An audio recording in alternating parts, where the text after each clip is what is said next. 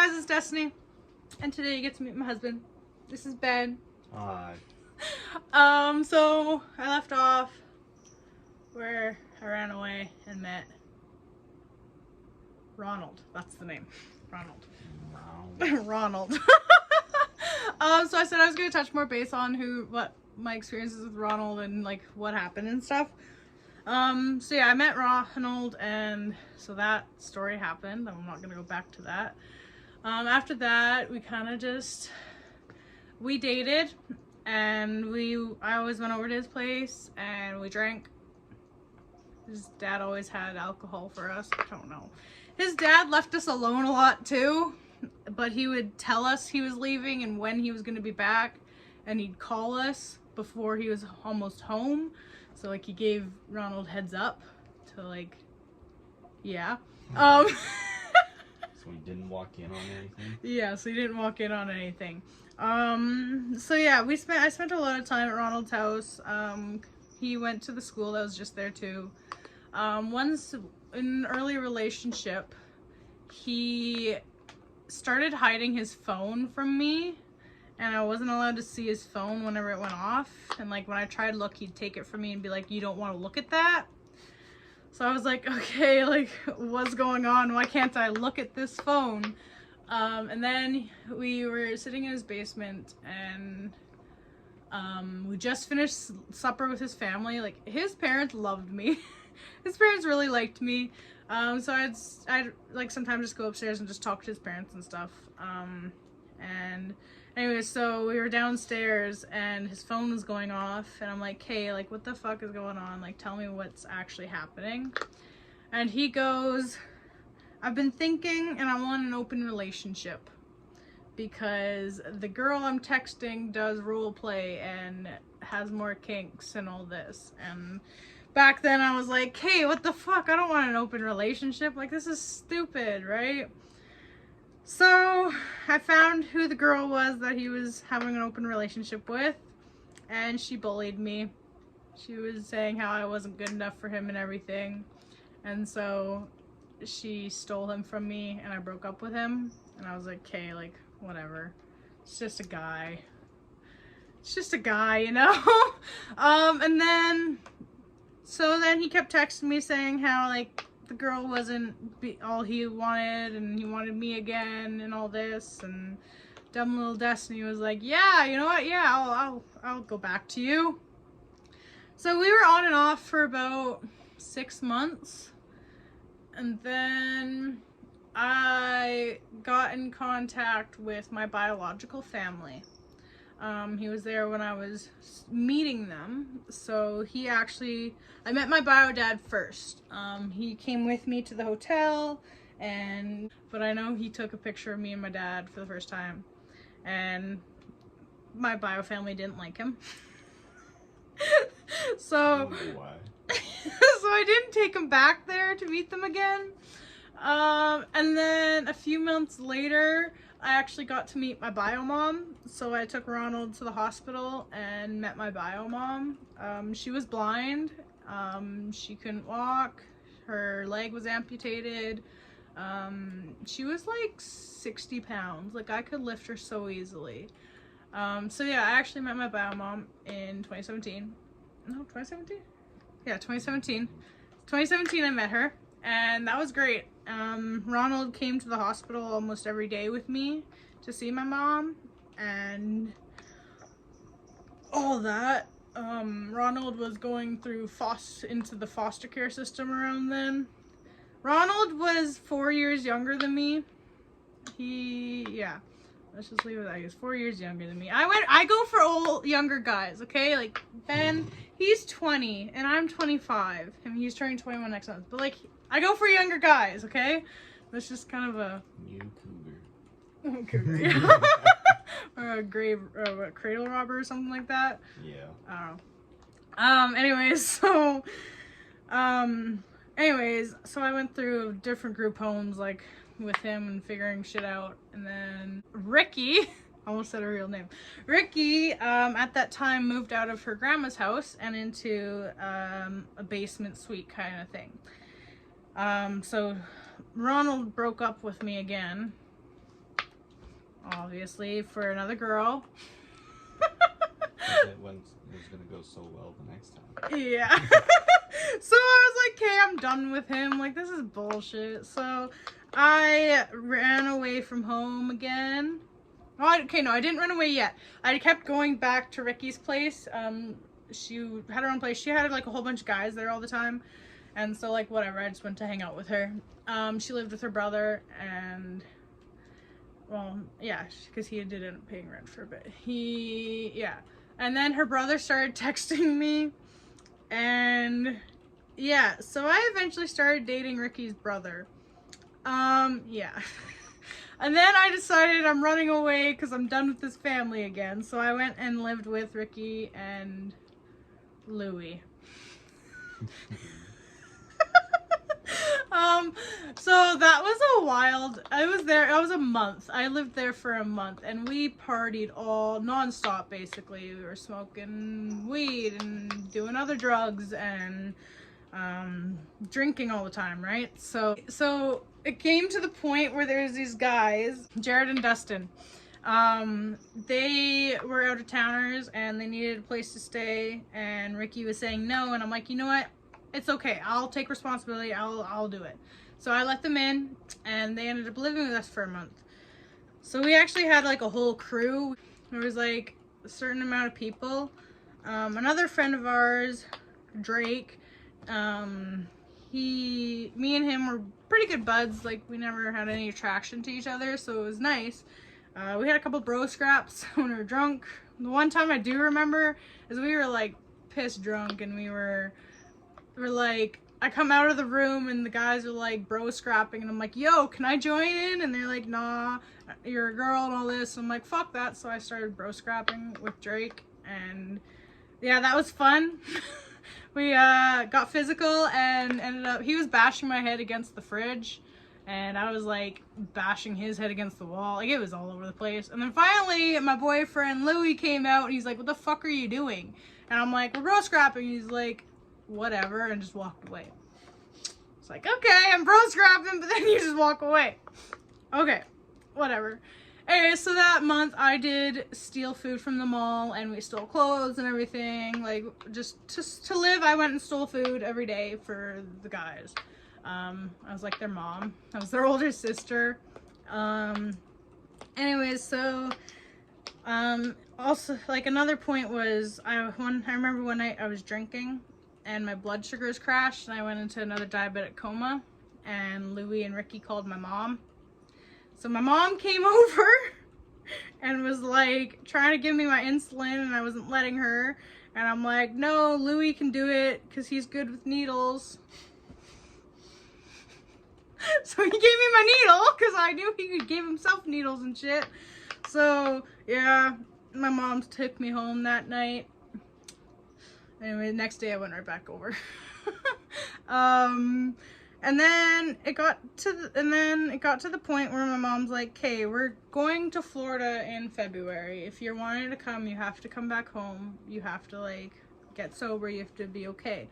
And I was like, "Do I really want to go to Florida and, like, not hang out with my friends?"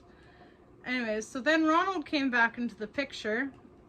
I met him at the hospital, and he was talking about, like, how much he loves me and everything, and how he promised my bio mom that he would marry me and take care of me for the rest of my life. Mm-hmm. That didn't happen.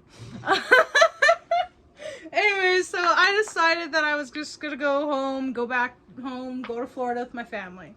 So I did, and everything was great. We were all good. I went to Florida, had an amazing time. Then 2 days before we got home, wait, backtrack. One condition for going to Florida was I was not allowed to have Snapchat. I was not allowed to have Snapchat on my phone for the entire trip. And I was like, whatever. I snuck it on my mom's phone. But anyways, so I got back, 2 days before I got back, I got a text from my buddy Jared saying that Louie was cheating on me with a 14-year-old. He was 21. So I got home and I self-harmed again a bunch. And then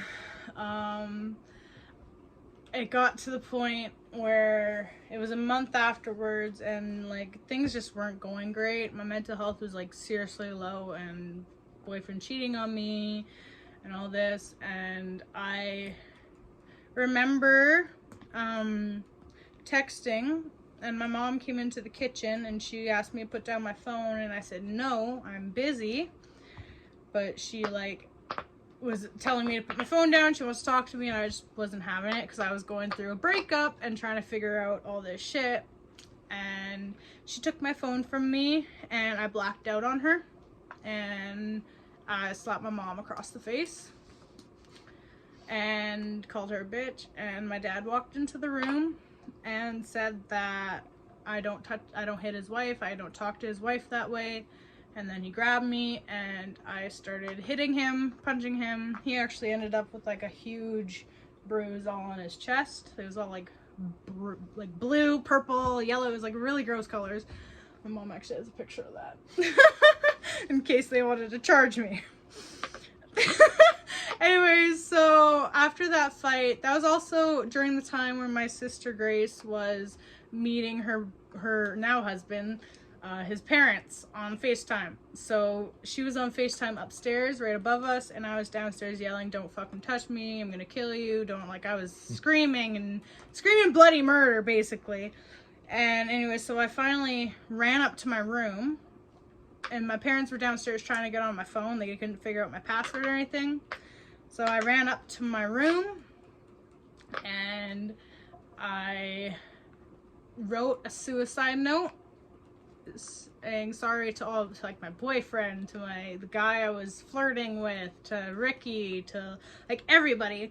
And then I wrote exactly what I took. So I actually took all my citalopram, which is an antidepressant, and then I took like 3 big handfuls of metformin, and I took 2 trazodone that I got from Ricky, and I took 180 units of insulin.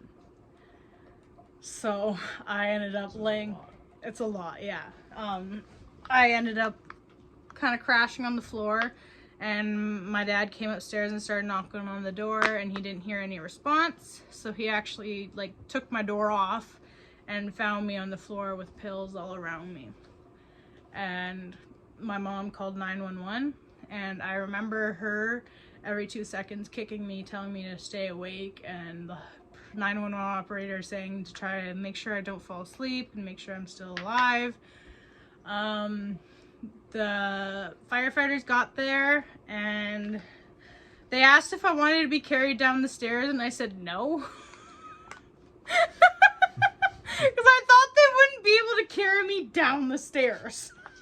So I walked down the stairs and almost passed out at the bottom. So they put me on the stretcher and put me in the ambulance. And you think you're that heavy? Yeah, I did. And we went to the hospital. It was a quick trip too, from across town.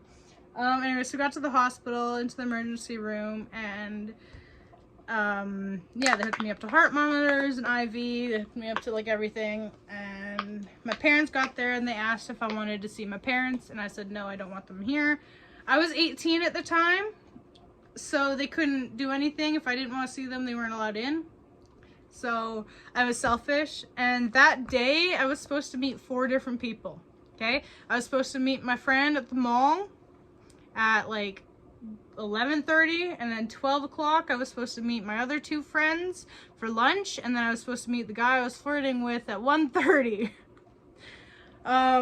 Yeah, they all got text that I was in the hospital, and they all raced over, and I only let 3 people in. So Georgia, her brother Nathan, and then my ex Cardell. That's another name you'll hear just because that's my kid's dad.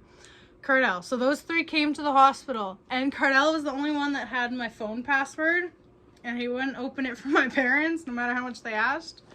Anyway, so and every couple minutes they'd be pumping my like bloodstream with sugar water because I was crashing because of my blood sugars. My heart was severely like going faster than normal because of the antidepressants were affecting my heart. I had to drink charcoal to puke all the meds up basically, and so like, see where this tattoo is? That tattoo! There's a little line in it because they were putting an alt line in so that they could draw blood and everything. But I remember as they were putting the alt line in, everything just went white. Like, I could only see white, and I was like, okay, this is it, I'm gonna die. So I was like, God, please, like, bring me back. I promise I won't do this again. I'll live my life for you and everything. So, and then all of a sudden, I puked up a whole bunch of stuff. So after that, I had to be moved up to the ICU, where I stayed for, 3 or 4 days. And the next day, my mom had to go to Winnipeg for throat surgery. So I do feel bad because her daughter just tried to kill herself, and then she had to go to throat surgery. So I do feel bad about that now. But like, yeah. At the time you didn't. At the time I didn't, no. So, Cardell, he was a guy that I was kind of flirting with every now and then. He ended up coming to the hospital every single day. And I remember the one time where he first got called my boyfriend was the nurse came and he's like, oh, your boyfriend's here. I'm like, what? Louis here? He just texted that he's not coming to see me. Popped Cardell and I. Yeah, Louis didn't come to see me once. He didn't care. He was like, okay, you're okay. Even with the other guys, nobody cared. Nobody from my crew except for Ricky came. Nobody. My grandpa came, my grandma came, aunts and uncles came, siblings came, friends came, but no, none of my crew. So that was kind of heartbreaking because, like, I took care of them and now they're just like, oh, fuck you. You died. Anyways, okay, this is a long video already, so I kind of ended in a few minutes. So after ICU, I ended up being moved down to CAP, which is Center for Adult Psychiatry, where I was in a 72-hour hold, which turned into a whole week because my assessment was not going through or something. They had to keep assessing me, so that was where I was officially diagnosed with borderline personality disorder. I was already previously diagnosed with anxiety and depression, right? A couple years before, we kind of had a thought about it, but somebody was saying that I had DID, which is dissociative identity disorder, which is like split personalities. Like, if you've seen the movie Split, you know how the guy has the different personalities? Yeah, so that's DID. So I actually made my own personas. So there's Cass, there's Destiny, and there's Brittany. I will touch more on those people in the next video, kind of my different personalities and everything. But yeah, so once I was diagnosed with borderline personality disorder, everything kind of took a change and kind of affected my life. But anyway, so this is going to be like a 20-minute video, my longest one. But thanks for watching. I'll touch more on DID and all that in the next episode. But for now, we're just kind of chilling. Kid, husband. But it's not like your life story can be told in a 20 minutes. Yeah, I said before, these videos might be long because it's my life story. I got 25 years of stuff I want to... You can't just sit there. Yeah, I can. But anyway, guys, thanks for watching, and we'll see you next time. Bye. Bye.